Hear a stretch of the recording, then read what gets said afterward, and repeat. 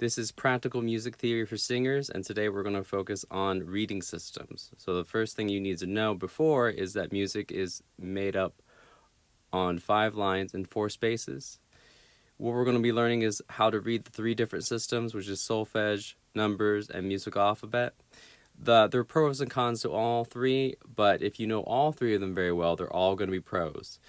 And the biggest thing is going to be hard is going to be reading vertically. It's not normal or common to read vertically unless you're just switching from sentence to sentence when you're reading English or anything.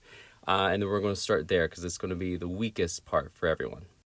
Starting from here, this is where the staff, where we talked about the 5 lines and the 4 spaces. It's really hard to read vertically and not make sure you don't skip every other line.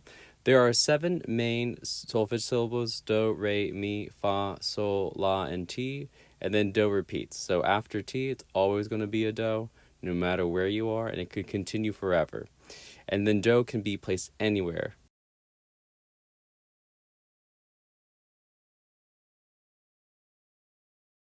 Here's what a major scale looks like if we started from do from down here and then go all the way up to the next preceding do.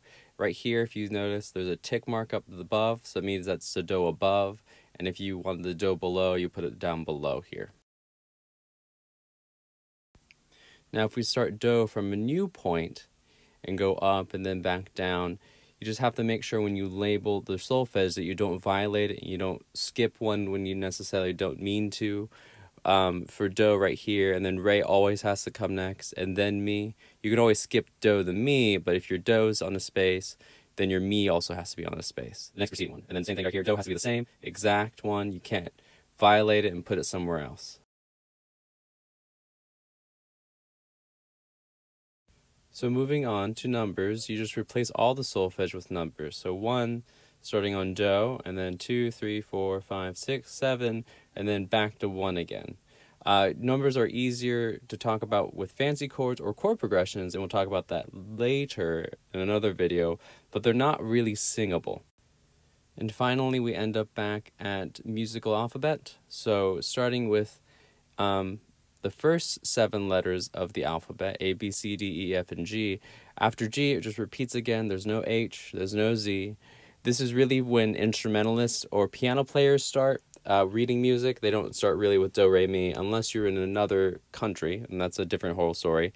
But they're also not singable, but they're good to talk about with other musicians. So to be able to say G instead of do is probably more communicative with other instrumentalists.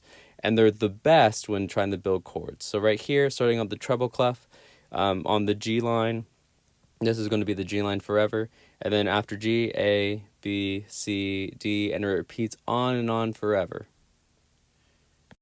So here's all that we covered. Basic reading on the staff, solfege, numbers, and the musical alphabet. So there's only 7 solfege syllables, and we'll spend a lot of our time there. Numbers is just good to talk about with chords, and then later on we're going to go with the musical alphabet. Instrumentalists talk about it. This is really good to know with other musicians, so you can have a coherent conversation with them, and it's the best when talking about scales, key signatures, and chords, and we'll get all of that later in another video.